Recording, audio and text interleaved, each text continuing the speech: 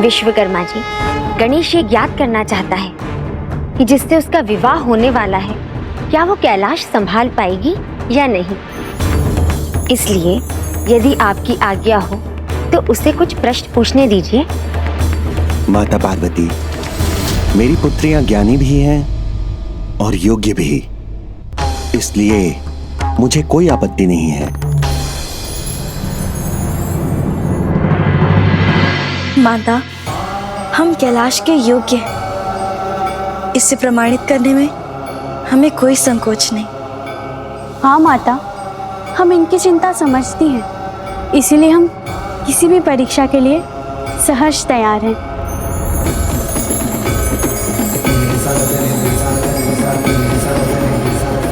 आत्मविश्वास भय को हर लेता है। अपने ज्ञान, अपनी योग्यता पर इनका विश्वास सराहनीय है।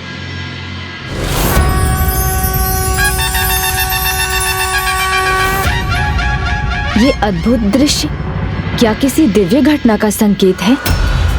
प्रभु, इन्हें देख किन विचारों में खो गया? ये नहीं, आपको इनकी परीक्षा लेनी है।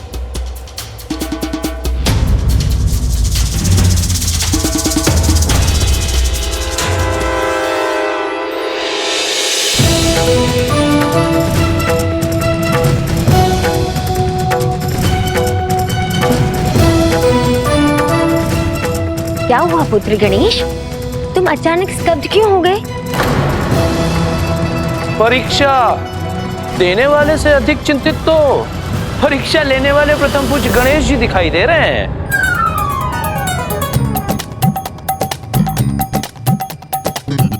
प्रभु, आपके ज्ञान के आगे बड़े से बड़े ज्ञानी घुटने टेक देते हैं। आज आपको अवसर मिला है अपने ज्ञान के भंडार का परिचय देने का। उचित है मूषक जी।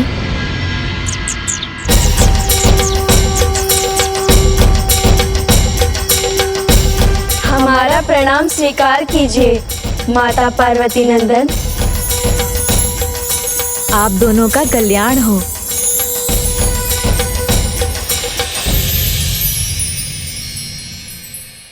पता नहीं प्रभु किस अनुभूति में खो गए हैं।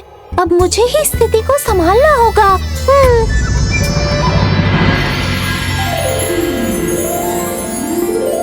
पूछो गणेश, अपने प्रश्न पूछो। क्या क्या माँ? तुम रिद्धि सिद्धि की परीक्षा लेने आए हो, भूल गए क्या? नहीं माँ, कठिन प्रश्न पूछने से पहले उसे सरल बनाने पर विचार कर रहा था।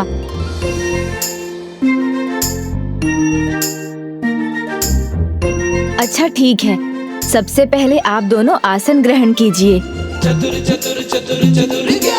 किंतु एक शर्त पर।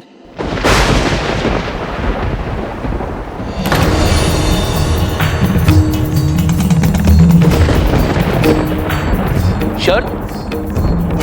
आसन के लिए कैसी शर्त है गणेश जी?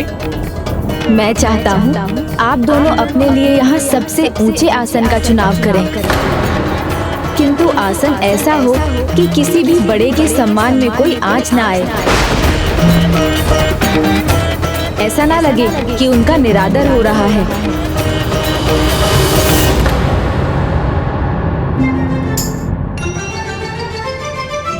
चतुर चतुर चतुर चतुर ज्ञानी, चतुर चतुर चतुर चतुर ज्ञानी।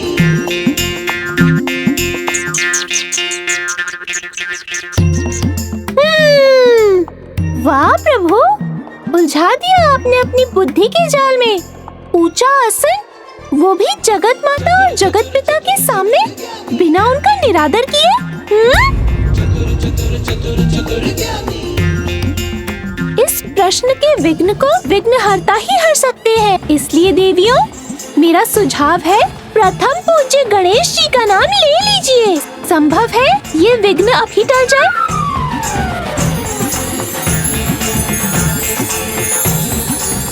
प्रथम पूज्य गणेश जी की जय।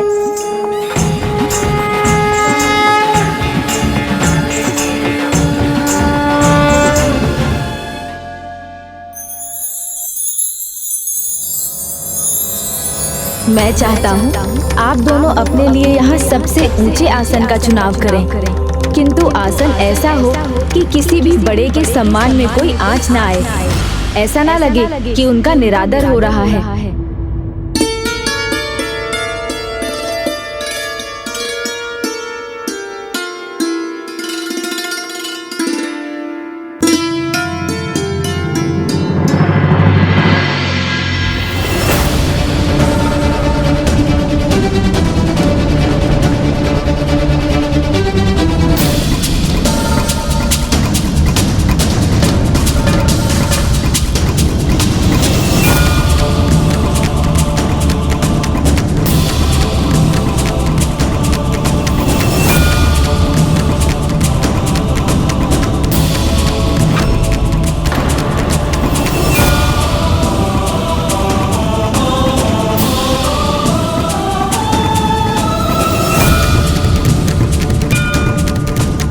लगता है पहला ही प्रश्न परीक्षा का अंतिम प्रश्न बनने वाला है।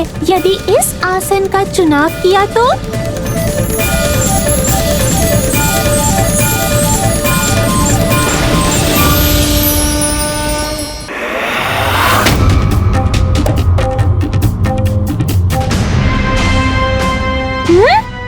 ओह, कहीं इन्हें कोई उपाय तो नहीं सूझ गया?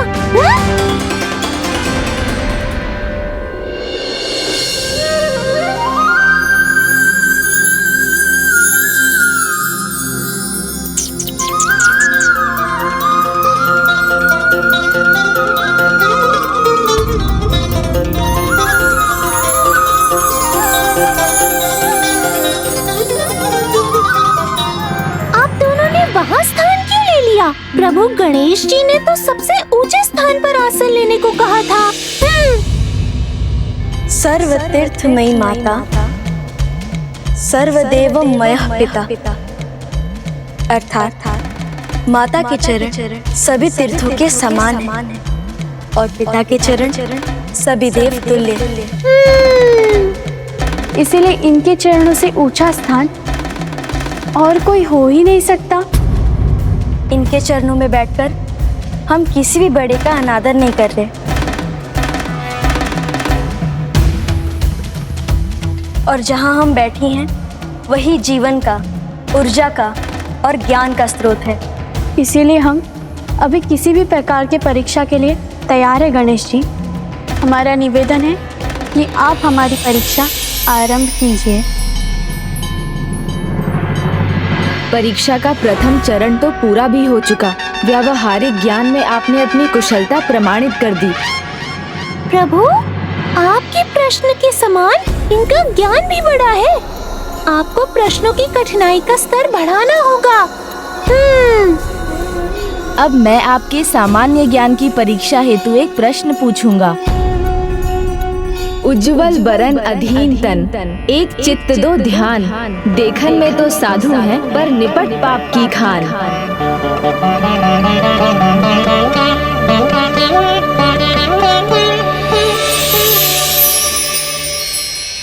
बगुला।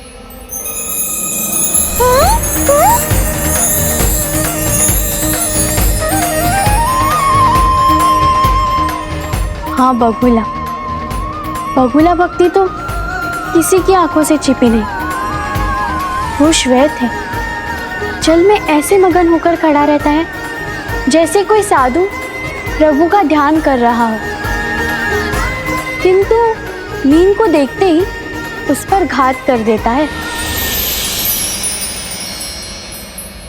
एक नारी के दो बालक, दोनों एक ही रंग, एक फिरे एक खड़ा रहे, फिर भी दोनों संग।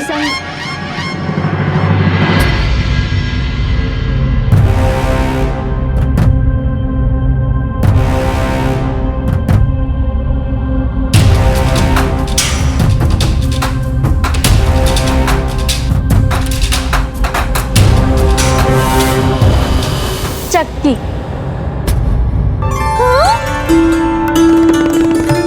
चक्की के दो पार्ट भिन्न होते हुए भी एक साथ रहते हैं। उनमें से नीचे वाला स्थिर रहता है, किंतु जो ऊपर होता है वो घूमते रहता है।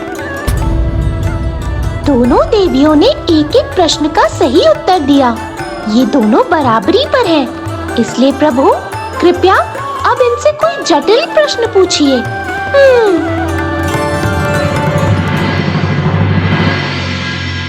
अगले चरण में मेरे प्रश्न अनेक होंगे, किंतु उन सभी का उत्तर एक ही होगा। पहला प्रश्न, पर ब्रह्म से बड़ा क्या है? दूसरा प्रश्न, पाप से बुरा क्या है? तीसरा प्रश्न, निर्धन के पास क्या है? चौथा प्रश्न, भक्त भगवान के सिवाय और क्या चाहता है? और पांचवा प्रश्न, भाव के सिवाय भगवान क्या चाहते हैं?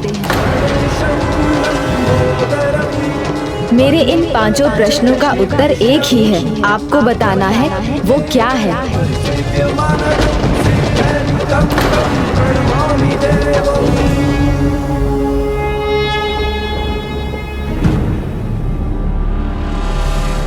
गणेश जी, इतने अलग प्रश्नों का उत्तर एक कैसे हो सकता है?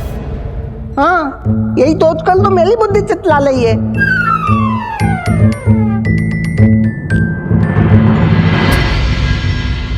क्या आप दोनों में से कोई इस प्रश्न के उत्तर तक पहुंच सकी है? कुछ नहीं। परब्रह्म से बड़ा कुछ नहीं, पाप से भी बुरा कुछ नहीं, निर्धन के पास कुछ नहीं होता, भक्त भगवान को छोड़कर और कुछ नहीं चाहता, भाव के सिवाय भगवान भी कुछ नहीं चाहते। गजानन, अपने सामान्य ज्ञान से दोनों देवियों ने हम सभी को प्रभावित किया है, तो अब उनके वैदिक ज्ञान की परीक्षा का समय है। मेरी पुत्रियों को सभी वेदों का ज्ञान है, इसलिए मुझे विश्वास है कि वो उसमें भी सफल होंगी। अपनी संतान पर विश्वास करना चाहिए, इससे उनका मनोबल बढ़ता है। किंतु मेरा प्रश्न वेद में लिखित श्लोक के पाठ से नहीं है, बल्कि उसके भावार्थ से है, श्लोकों के पीछे छिपे संदेश से है। क्या आप दोनों तैयार हैं?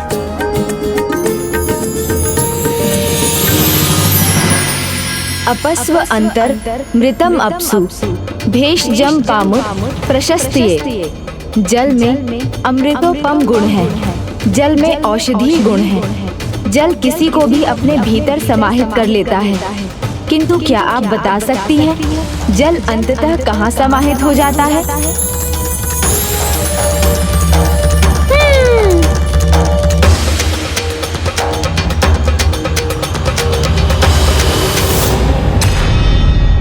वायुमंडल में। तो फिर वायु कहाँ विलीन होती है? वायु अंतरिक्ष में विलीन हो जाती है। और अंतरिक्ष वो किस में विलीन होता है? उस अक्षर तत्व में जिससे ब्रह्मांड का उत्पन्न होता है। एवं वो अक्षर तत्व कहाँ विलीन होता है? परम ब्रह्म में। ये हमारा परम सौभाग्य है कि उन्हीं परब्रह्म प्रभु महागणाधिपति जी के अंश श्री गणेश हमसे ये प्रश्न कर हमारी परीक्षा ले रहे हैं। जो ज्ञान और बुद्धि दोनों में सर्वोत्तम है, वो जिसकी परीक्षा लें, उसकी योग्यता तो इस बात से ही सिद्ध हो जाती है। तुम दोनों ने सर्वथा उचित कहा पुत्रियों।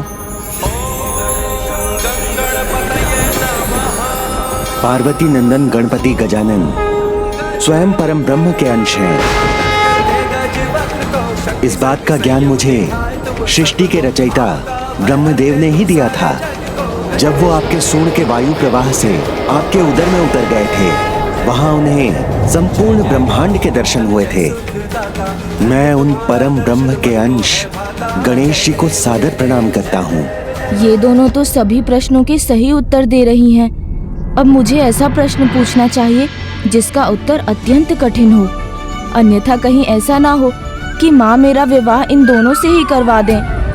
मेरे प्रभु को जो प्रश्न सोचने में इतना समय लग रहा है, उसका उत्तर देने में तो किसी को जन्मों लग जाएंगे। क्या विवाह के बंधन में बंधकर भी कोई ब्रह्मचर्य व्रत का पालन कर सकता है?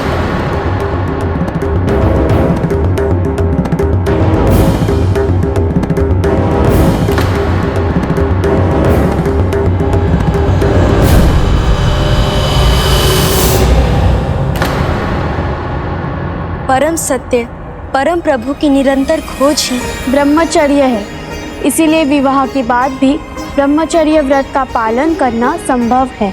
किंतु परम सत्य की खोज तो वही कर सकते हैं जो स्वतंत्र हों, पर विवाह के पश्चात मनुष्य गृहस्थी से बंध जाता है। किंतु हे माता पार्वती नंदन, विवाह से किसी की स्वतंत्रता कहाँ छिनती है? पर विवाह से परम सत्य और प्रभु को ढूंढने में कोई बाधा भला कैसे आ सकती है? प्रश्न का उत्तर देने के स्थान पर ये तो प्रभु से ही प्रश्न कर रही है। परीक्षा है किसकी? विवाह को आप बंधन क्यों बुला रहे हैं? आप ये क्यों मान रहे हैं कि विवाह से कोई बंध जाता है?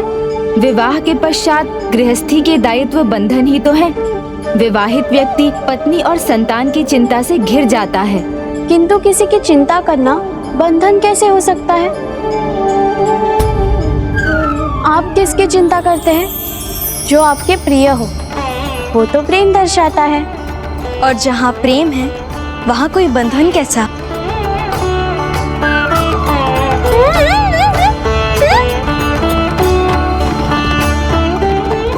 कहो पुत्र गणेश, क्या उचित कह रही हैं? चिंता यदि प्रेम है तो प्रेम भी एक बंधन ही हुआ ना? नहीं प्रभु, स्वार्थ से लिपटा प्रेम बंधन हो सकता है, किंतु जहाँ प्रेम का आभार ही निस्वार्थ प्रेम का भाव है, वो तो बस मुक्ति का आभास करता है। इसीलिए विवाहित व्यक्ति भी ब्रह्मचर्य का अनुभव कर सकता है। प्रेम अपेक्षाओं को जन्म देता है, अपेक्षा से व्यवहार और फिर स्वार्थ एवं इच्छाओं का उदय होता है। निस्वार्थ भाव से त्याग होता है, वही सच्चे प्रेम की आत्मा है।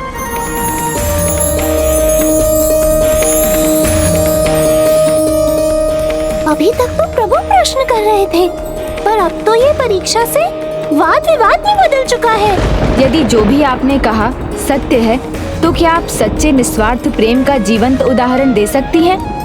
विधाता की रची ये पूरी सृष्टि ही इसका उदाहरण है प्रभु। हमारे उत्पत्ति का कारण भी तो निस्वार्थ प्रेमी है, जो गृहस्थ आश्रम में होता है, जहाँ गृहस्थी होते हुए भी कोई बंधन नहीं होता।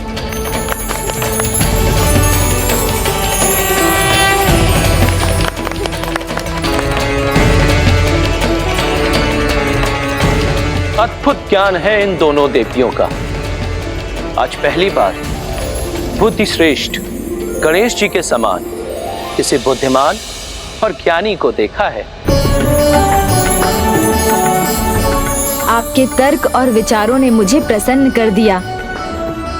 ये विवाद विचारों का वो आदान प्रदान था जिससे आपके आत्मिक ज्ञान का प्रमाण मिलता है। उचित कहा गणेश ने। जो आत्मज्ञान में पारंगत होते हैं वो तर्क वितर्क से पीछे नहीं हटते, फिर भले उनके सामने बुद्धि श्रेष्ठ गणेश ही क्यों ना हो। आप दोनों ने अपने तर्कों से अपने आत्मज्ञान का परिचय दिया है। पुत्र, अब तो तुम संतुष्ट हो? नहीं माँ, अंतिम परीक्षा तो अभी शेष है। नहीं माँ, अंतिम परीक्षा तो अभी शेष है। पुत्र, इन दोनों ने अपने ज्ञान, बुद्धि और विवेक से हम सभी को प्रभावित किया है। अब इनकी और कितनी परीक्षा लोगे तुम? तुम्हारी माता उचित कहती है पुत्र। तुम्हारे सभी प्रश्नों के उत्तर दोनों ने दिए हैं।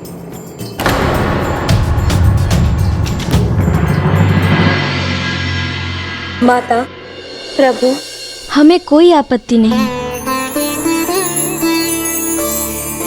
जिनके साथ हम हमारे नवीन जीवन के आरंभ की कामना रखते हैं, वो यदि हमारी और परीक्षा लेना चाहे तो वो अवश्य ले।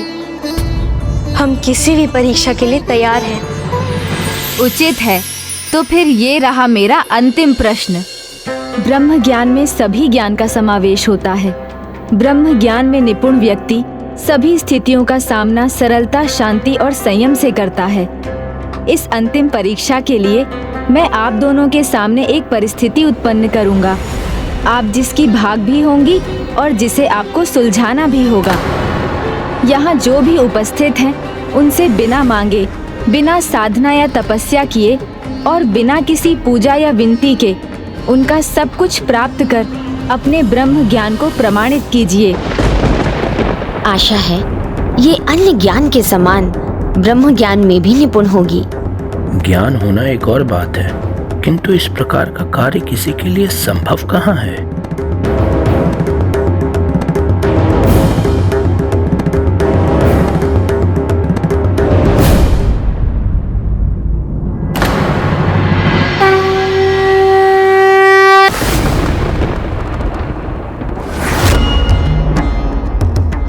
यहाँ जो भी उपस्थित हैं, उनसे बिना मांगे, बिना साधना या तपस्या किए और बिना किसी पूजा या विनती के उनका सब कुछ प्राप्त कर अपने ब्रह्म ज्ञान को प्रमाणित कीजिए।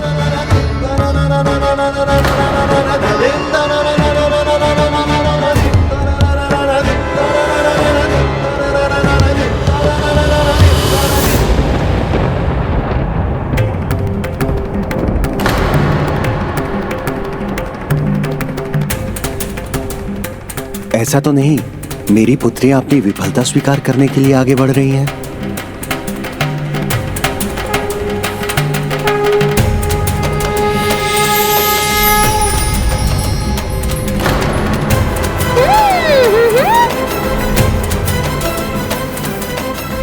प्रणाम गणेश जी।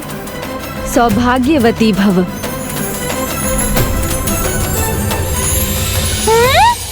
धन्यवाद प्रभु, आपने बिना मांगे सब कुछ दे दिया। और उन्होंने तो बस सौभाग्यवती होने का आशीर्वाद दिया है। अवश्य, और हम दोनों के सौभाग्य तो श्री गणेश ही हैं।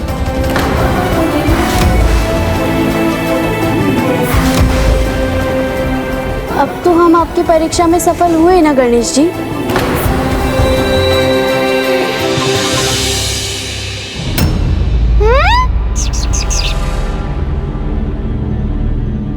बताइए ना प्रभु। सत्य है, मेरी परीक्षा में तो आप दोनों अवश्य सफल हुई, किंतु उसके परिणाम स्वरूप एक और समस्या उत्पन्न हुई है। ये कैसे तय होगा कि मैं आप दोनों में से किससे विवाह करूंगा?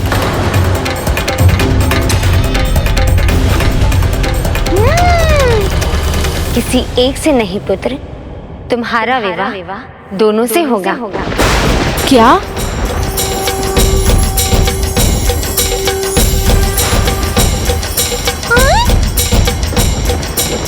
ये तो विधि के विधान के अनुसार है पुत्र। तुलसी का शाप तुम्हें स्मरण है पुत्र। मेरे पावन प्रेम, मेरे अतिरिक्त स्नेह, मेरे संपूर्ण समर्पण का अनुभव करने के लिए तो आपको केवल अपना ब्रह्मचर्य ही भंग नहीं करना होगा, अपितु एक नहीं दो विवाह करने होंगे। अपितु एक नहीं दो विवाह करने होंगे। प्रभु ने तो बिना कुछ कहे ही अपनी हाँ का संकेत दे दिया। हे प्रभु, हे माहेश्वरी, क्या आप भी मेरी पुत्रियों को गणेश जी की वधुओं और आपकी पुत्र वधुओं के रूप में स्वीकार करते हैं? सहर्ष स्वीकार करते हैं देव शिल्पी विश्वकर्मा जी। धन्यवाद प्रभु।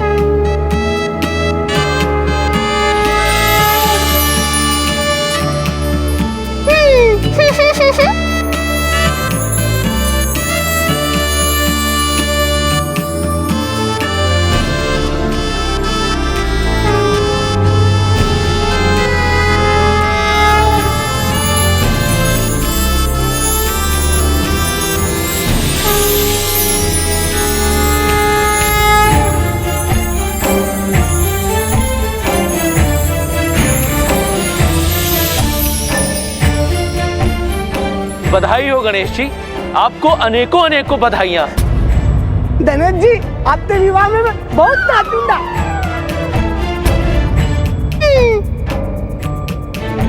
मैं शगुन लेकर आती हूँ।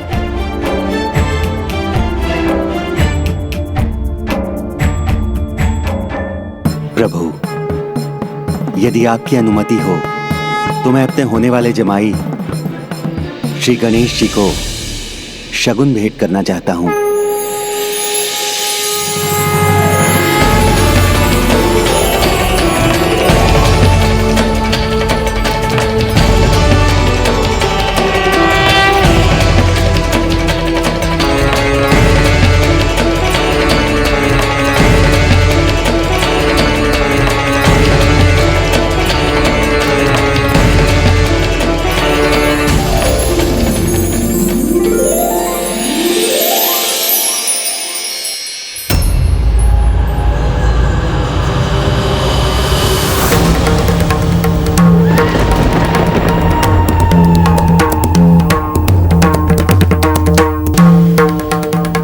शुभता के इस पल में किस अशुभ का आभास हुआ मुझे?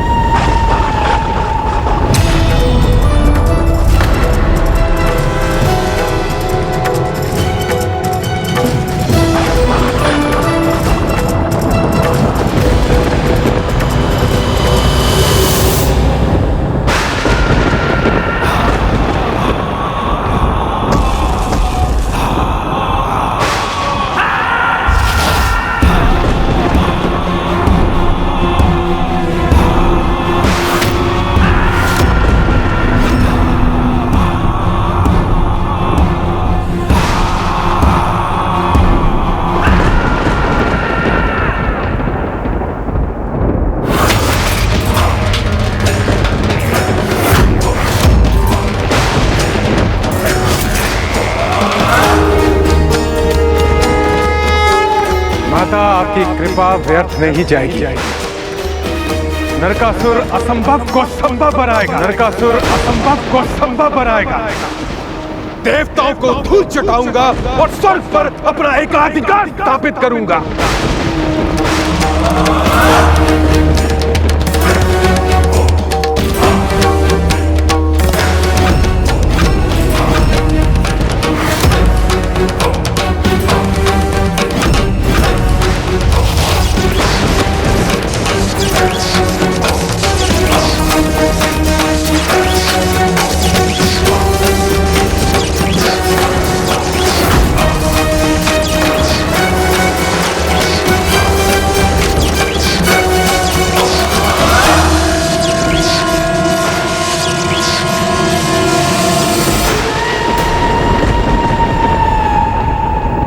ये कैसा अंधकार छा रहा है स्वर्ग पर? ये तो उसके आगमन का संकेत लगता है, जो पहुंचता बाद में है, किंतु उसका प्रकोप पहले दिखाई दे जाता है। अर्थात संकट। सावधान देवगण। देव शिल्पी विश्वकर्मा जी कहाँ हैं? स्वर्ग को उनकी आवश्यकता है। हमें शीघ्र स्वर्ग के सुरक्षा घेरे का निर्माण करना होगा।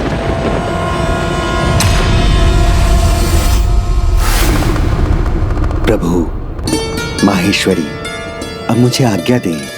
कल मैं विवाह की तिथि तय करवाने देवगुरु बृहस्पति के साथ लौटूंगा।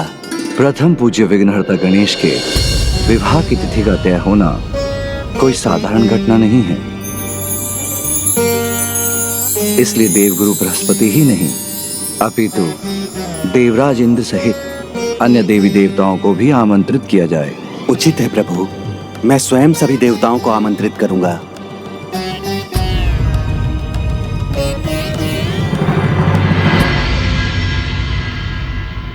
कुछ तो अवश्य हुआ है जिसके कारण माँ चिंतित हैं।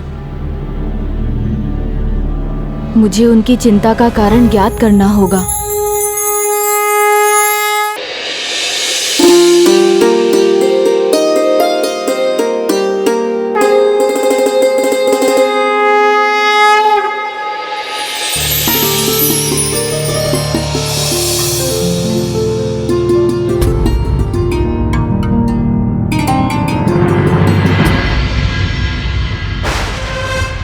देव शिल्पी विश्वकर्मा जी का कर्तव्य ही सर्वोपरि है। उन्हें यहां होना चाहिए, प्रसन्नता के इन पलों में भी। देवराज,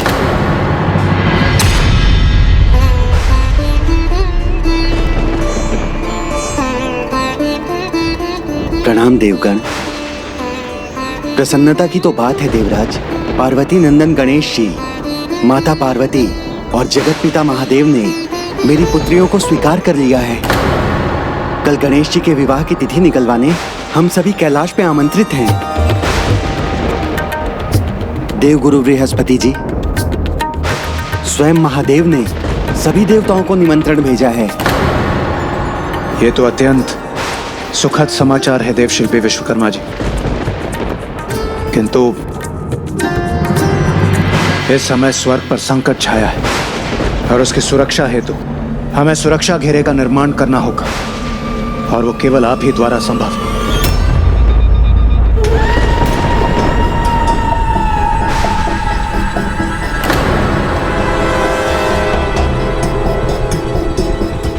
क्षमा चाहूंगा इंद्रदेव, मैं अपने आनंद में इतना खो गया, मेरा ध्यान ही नहीं गया कि आप सब इतने तनाव में क्यों हैं। क्या संकट छाया है इंद्रलोक पर? एक शाप मेरे विवाह का मुख्य कारण कैसे बन सकता है माँ? तो ये है तुम्हारे मन में। होनी अपने होने का मार्ग ढूंढ ही लेती है, वो शाप तो बस निमित्त है, क्योंकि रिद्धि सिद्धि से तुम्हारा विवाह होना नियति है। और ऐसा क्यों है, इसका उत्तर तो तुम्हें प्रभु महागणाधिपति से ही मिलेगा।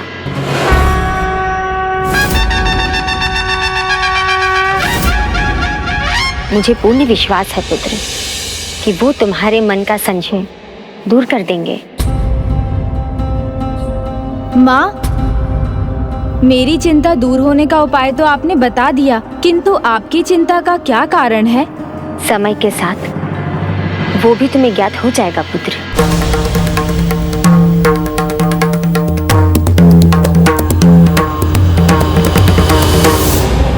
आप चिंता मत कीजिए, कैलाश जाने से पूर्व एक ऐसे सुरक्षा घेरे का निर्माण करूंगा जिससे स्वर्ग की सुरक्षा सुदृढ़ हो जाए और शत्रु का बल विफल हो जाए। हे विश्वकर्मा जी, उसके बाहुबल की हमें कोई चिंता नहीं है, चिंता है उस शक्ति की जो उसने प्राप्त की है। तो मैं कैलाश जाकर तिथि निकालने के कार्यक्रम को आगे बढ़ाने का निवेदन भी कर सकता हूँ। नहीं देवशिल्पी विश्वकर्मा जी, ये उचित नहीं है। एक दुष्ट और अधर्मी के कारण हम एक मंगल कार्य में विलंब करें, यह हमारी पराजय है। यह करना उचित नहीं होगा। पूरी दृढ़ता से हम उसका सामना करेंगे और युद्ध के बिना किसी भी पड़ाव पर हम हार स्वीकार नहीं करेंगे। तो मैं अपना कार्य अभी आरंभ करता हूँ।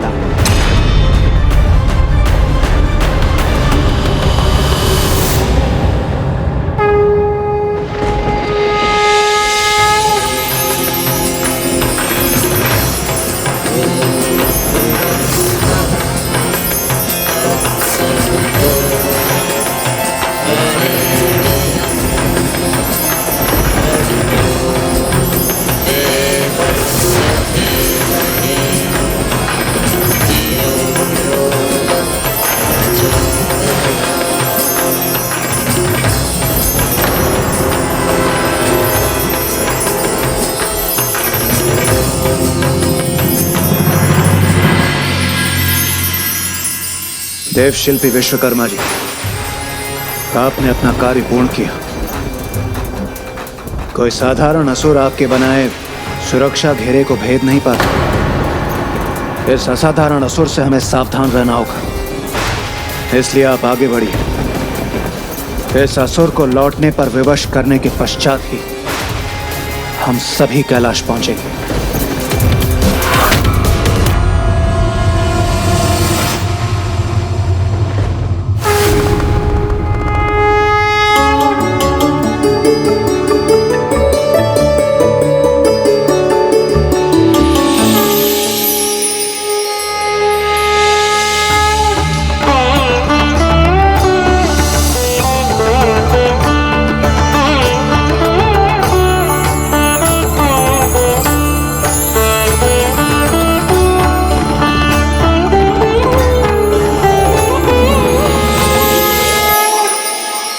हे परम ब्रह्म महागणाधिपति जी, किसी भी कार्य का आरंभ किसी भी प्रकार की दुविधा के साथ कभी नहीं करना चाहिए।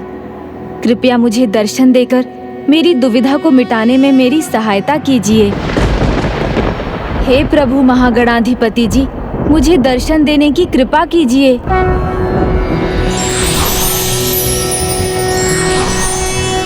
नमस्ते ब्रह्म रूपाय विष्णु रूपाय ते नमः।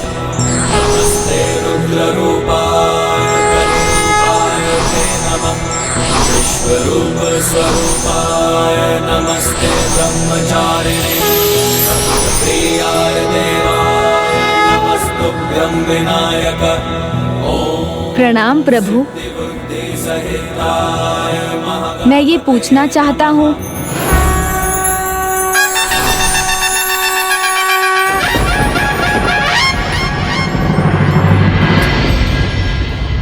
क्या हुआ गणेश, शांत क्यों हो गए? यही मेरे पूर्ण दर्शन है, देवी रिद्धि और देवी सिद्धि। महागणाधिपति अर्थात मेरी शक्ति तत्व हैं। इनसे ही मैं संपूर्ण होता हूँ, जैसे तुम होगे। जब तुम्हारा विवाह देवी रिद्धि और सिद्धि से संपन्न होगा, देवी रिद्धि मुझे ऐश्वर्य और शक्ति प्रदान करती है और देवी सिद्धि उस शक्ति को सिद्धि प्रदान करती है।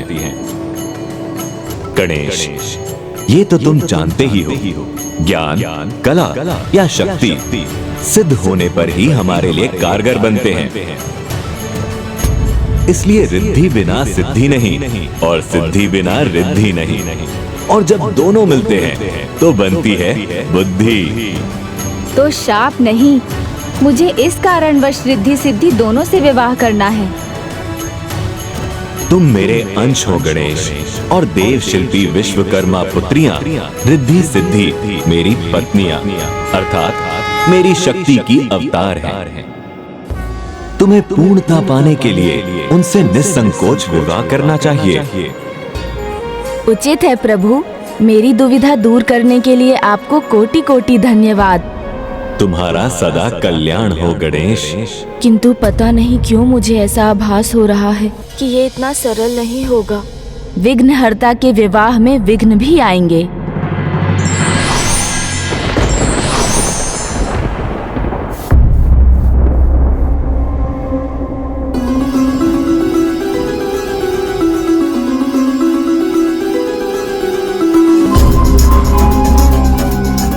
देवगुरु बृहस्पति जी, समस्त अतिथि आ गए हैं, किंतु देवतागण अभी तक उपस्थित नहीं हुए।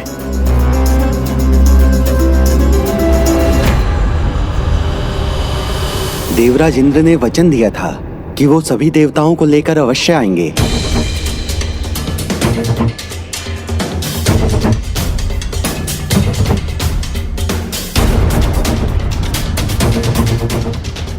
देवगण आते ही होंगे प्रभु।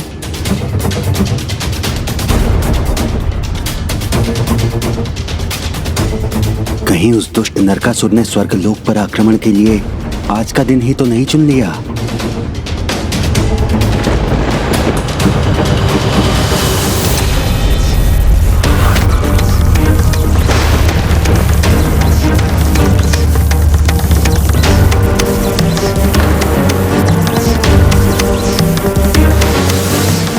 देवगण,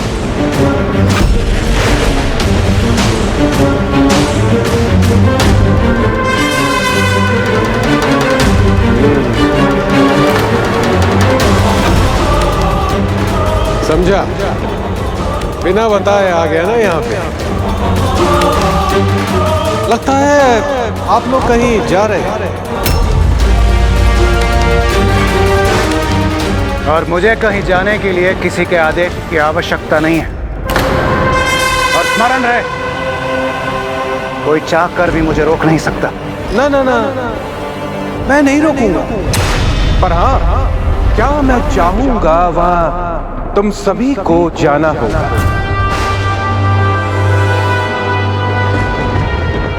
मेरे साथ, मेरी इच्छा से। कदाचित तुम्हारी ये इच्छा कभी पूर्ण नहीं हो सकती नरकासुर। ओह, तो साहस का प्रदर्शन कर रहे हो तुम देवराज। मेरा सामना करना चाहते हो तो आओ, करो सामना।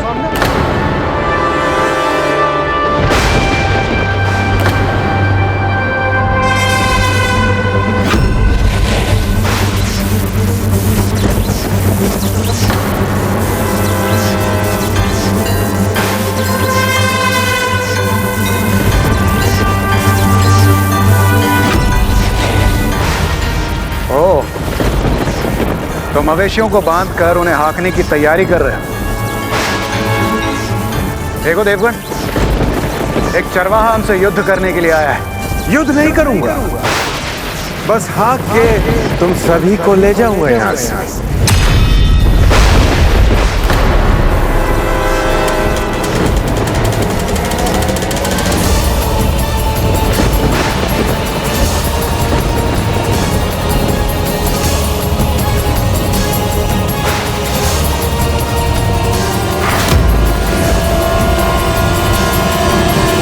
ना ना, रुष्ट मत होइए देवराज जी।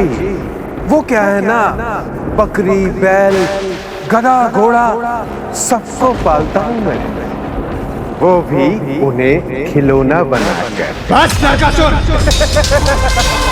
तो साहस की भी सीमा होती है। यदि युद्ध करना हो तो मेरे समक्ष खड़े रहो, अन्यथा अपनी पराजय स्वीकार कर अभी और इसी क्षण यहाँ से लौट जाओ। ना अस्त्र ना शस्त्र, कुछ नहीं चाहिए मुझे, बस ये रस्सियां ही पर्याप्त है तुम सभी को बंदी बनाने के।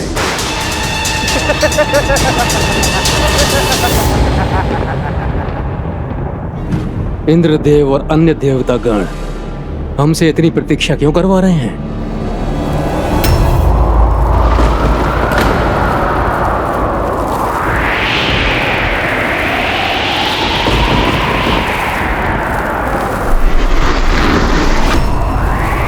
उसने स्वर्ग पर आक्रमण कर दिया।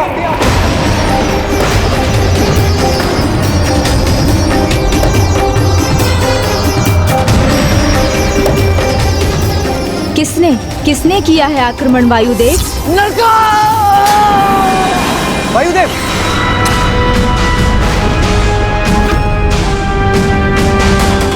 गणेश! माँ, वायुदेव कहाँ गए? उन्हें किसने खींचा? किसका नाम ले रहे थे वो? राक्षस नरकासुर।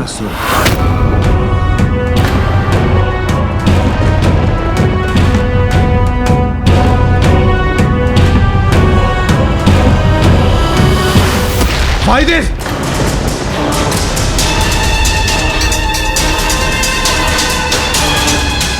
हमारी आज्ञा के बिना आप कहां जा रहे हैं वायुदेव?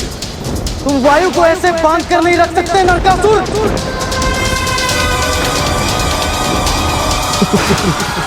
पर एक बकरी को तो बांध के रख सकता हूं ना।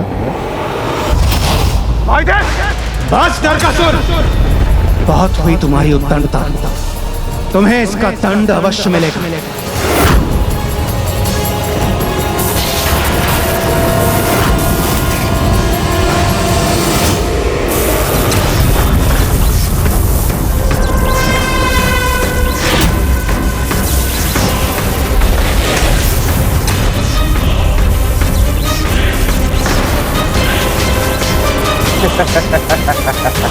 अग्निदेव की अग्नि तुझे भस्म करेगी नरकासुर!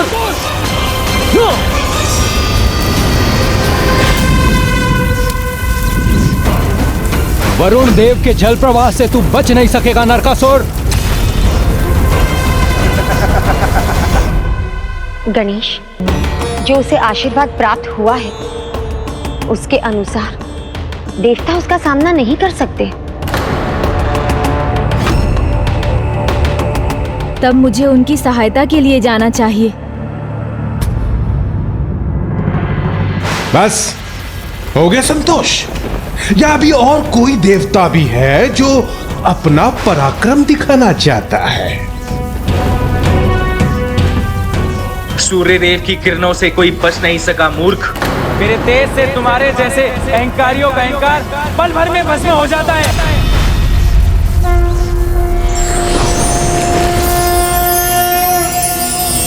ओम आदित्याय विद्महे सहस्रकिरण्य धीमहि तन्नो सूर्य प्रचोदयात्।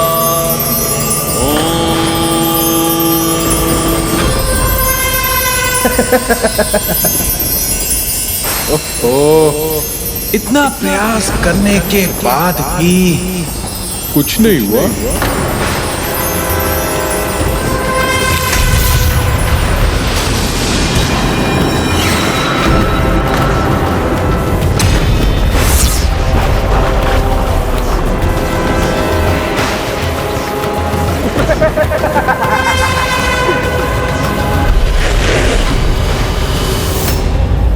इंद्र, अब तुम्हारी बारी। क्या हो तुम? भेड़, एक कायर भीरू भेड़। अब ये स्वर्ग भी मेरा हुआ और यहाँ के देवता भी।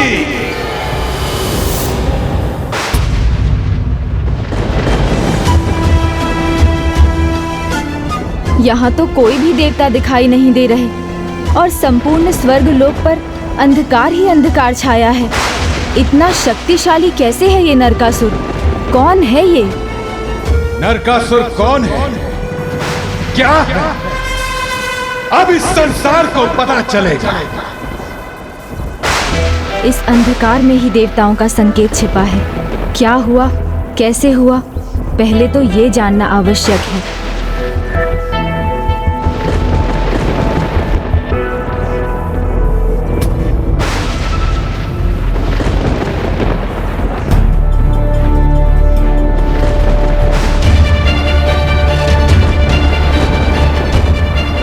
देवराज का ऐसा अपमान तो कदापि उचित नहीं।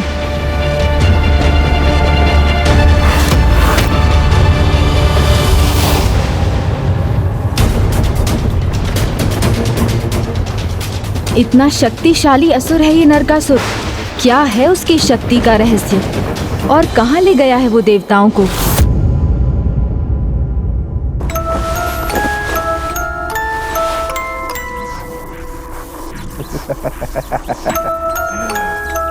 अंततः मेरे अधीन हो गए ये देवता भी।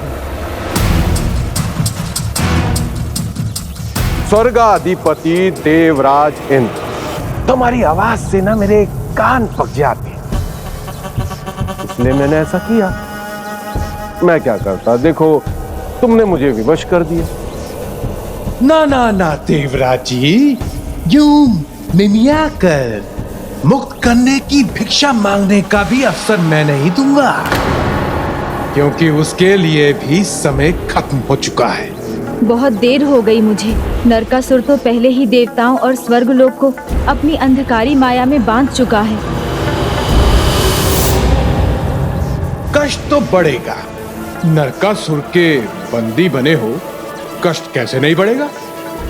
अभी तो तुम्हें पता ही नहीं, ये रस्सियां साधारण रस्सियां नहीं, ये मंत्रित मायावी रस्सियां हैं, जो कि हर घंटे छोटी छोटी होती जाएंगी और ये फंदा तुम सबको कसता जाएगा। पता है ना, रस्सी जल जाती है पर उसका बल नहीं जाता। फंदा कसा नहीं कि तुम्हारे पुतले के टुकड़े बिखर जाएंगे। अब बस दया की भिक्षा मांगो, अब और कोई विकल्प नहीं है अहंकारी देवताओं। मांगो भिक्षा। माँ, प्रभु, यदि नरकासुर देवताओं पर इतना बड़ा महासंकट बनकर छाया है तो मुझे बताने की कृपा करें। वो है कौन? क्या है उसकी अपार शक्ति का स्रोत? पुत्र गणेश, उसे उसकी शक्ति माँ कामाख्या देवी से प्राप्त हुई है। उन्हीं का परम भक्त है वो। माँ कामाख्या देवी?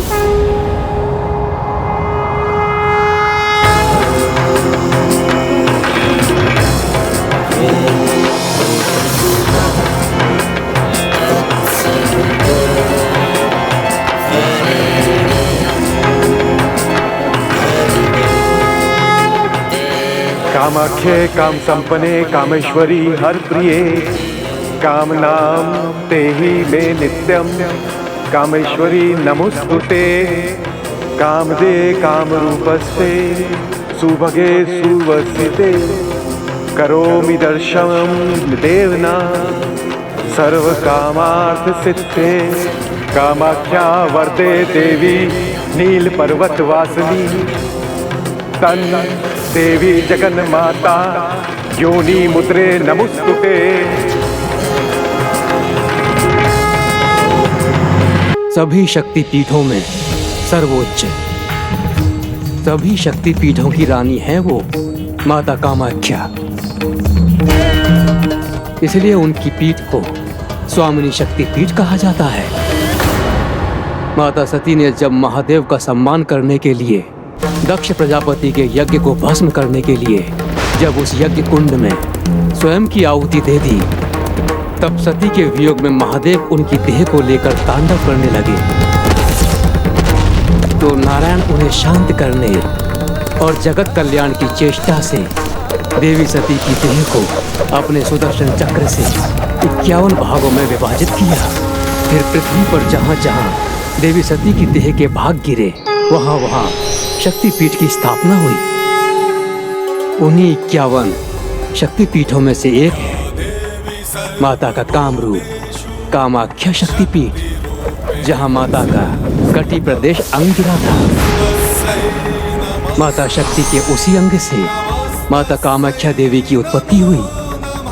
रचनात्मकता, इच्छा और प्रजनन की देवी है माता कामाख्या। माता के गर्भ स्थान के समान होने के कारण यह शक्तिपीठ सभी शक्तिपीठों के केंद्र में है और माता कामाक्षी को सृष्टि माता के रूप में जाना जाता है।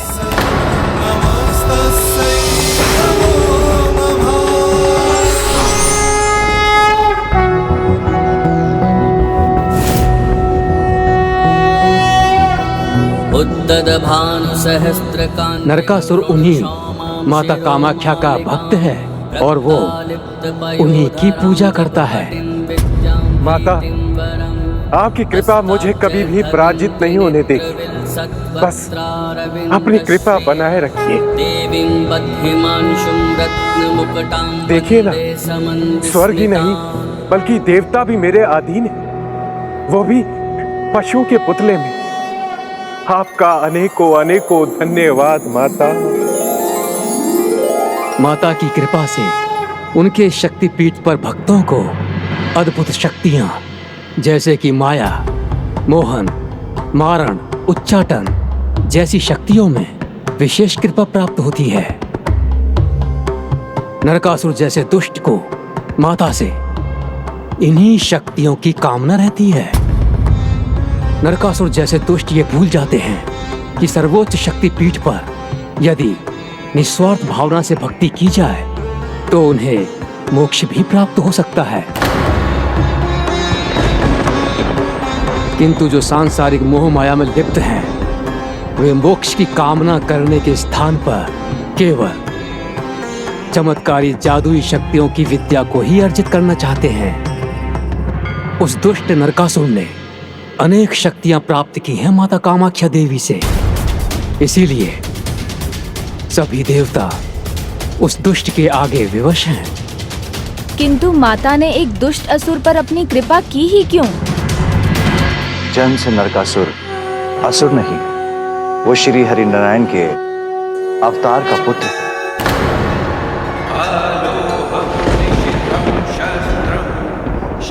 श्री हरि नारायण का पुत्र आसुरी प्रवृत्ति रखता है? आश्चर्य। उसकी कथा श्री हरि नारायण के तीसरे अवतार से संबंधित है। कैसे प्रभु? जब जब भूदेवी संकट में होती हैं, तब तब श्री हरि नारायण अधर्म और अनाचार का नाश करने के लिए स्वयं अवतार लेते हैं। पर इस बार भूदेवी पर महासंकट बनकर छाया था ऋषि कश्यप और देवी तिथि का दूसरा पुत्र हिरण्याक्ष। ओम ब्रह्मदेवाय नमः। और उसने मेरी तपस्या आरंभ की एवं उसका निश्चय इतना दृढ़ था कि विवश हो मुझे दर्शन देना पड़ा। ओम ब्रह्मदेवाय नमः। वत्स हिरण्याक्ष, तुम्हारी तपस्या पूर्ण हुई।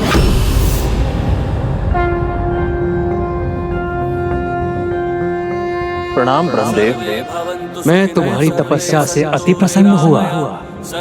कहो, क्या वरदान चाहिए? इतना ही वरदान दे दीजिए कि हिरण्याक्ष का वध ना कोई देव कर सके, ना दानव, ना गंधर्व कर सके, ना मनुष्य, ना मेरे प्राण कोई सुर हर सके, ना असुर।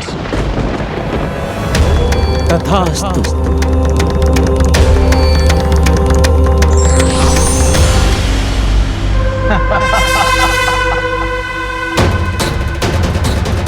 अब समय आ गया है हिरण्याक्ष,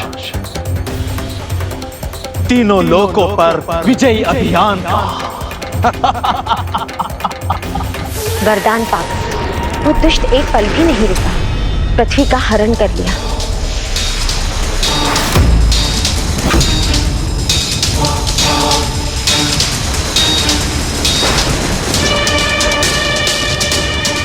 ये कैसा भयंकर आकार ले लिया इसने। रुक जाओ, अब करो ये अनर्थ हिरण्याक्ष, नहीं तो सर्वनाश होगा। सर्वनाश, संपूर्ण सर्वनाश होगा। यही तो चाहता है हिरण्याक्ष। तभी तो होगा भजन बंद, यज्ञ बंद, और यज्ञ ही नहीं, देवताओं की पुष्टि बंद। तब बलहीन देवता मेरे सामने अपने घुटने टेक देंगे।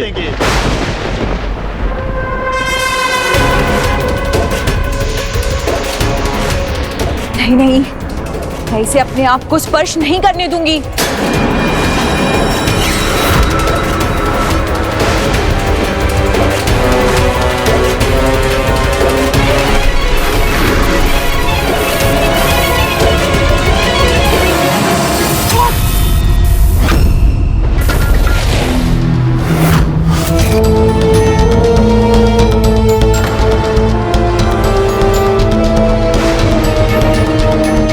देवी, परिहास करोगी तो तुम्हारा ही हास होगा।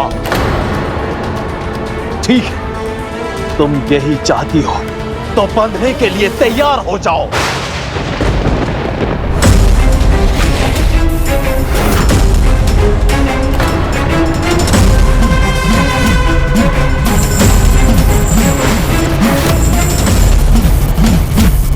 कहा था ना मैंने कि मुझे नहीं रोक सकोगी।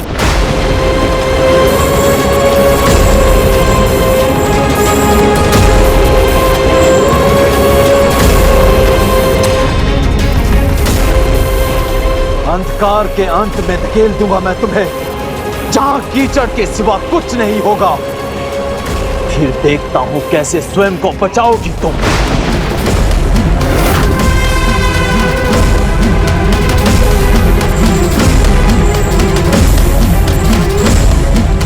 इस प्रकार भूदेवी को अपने मायावी बंधन में बांधकर किसी अत्यंत अंधियारे स्थान में ले गया।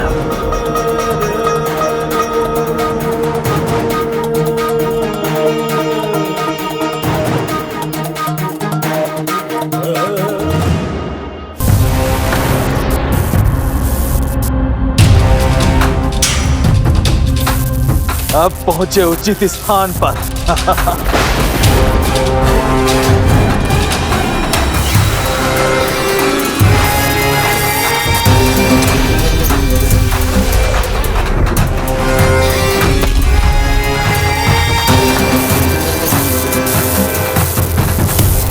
अपना धरती पर कोई जीव रहेगा और ना ही भगवान का पूजन करने वाला।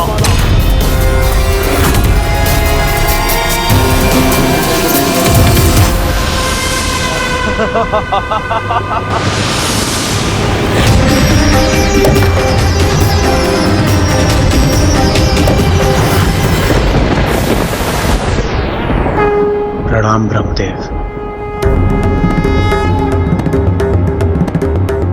हे प्रभु, हमारी सहायता कीजिए। हिरण्याक्ष अपनी सभी सीमाएं लांघ चुका है। यदि शीघ्र कुछ किया न गया तो भूदेवी भी ज्यादा समय तक सुरक्षित नहीं रह सकेगी। हमें शीघ्र कुछ करना होगा प्रभु। तब तो हमारी सहायता एकमात्र प्रभु श्री हरिनारायण ही कर सकते हैं।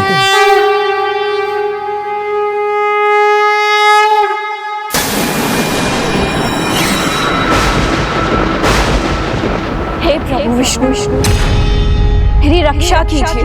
हे प्रभु विष्णु, मेरी रक्षा कीजिए विष्णु, मेरी रक्षा कीजिए। नारायणं गदाध्यक्षं गोविन्दं कीर्तिभाजनं गोवर्धनोद्धरं देवं भूधरं। प्रणाम प्रभु हरिनारायण।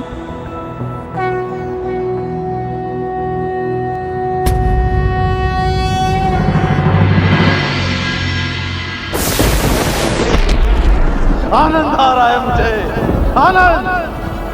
अब धर्म का विनाश होगा और अधर्म का विस्तार। अब धर्म का विनाश होगा और अधर्म का विस्तार। रक्षा कीजिए प्रभु, हिरण्याक्ष के आतंक से मुझे मुक्त कीजिए।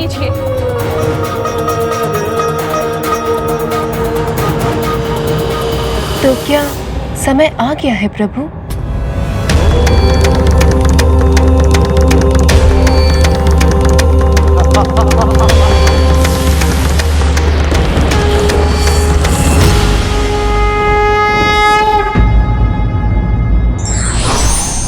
शक्ति की सार्थकता संसार के कल्याण में है, न कि व्यक्तिगत महत्वाकांक्षाओं को पूरा करने में।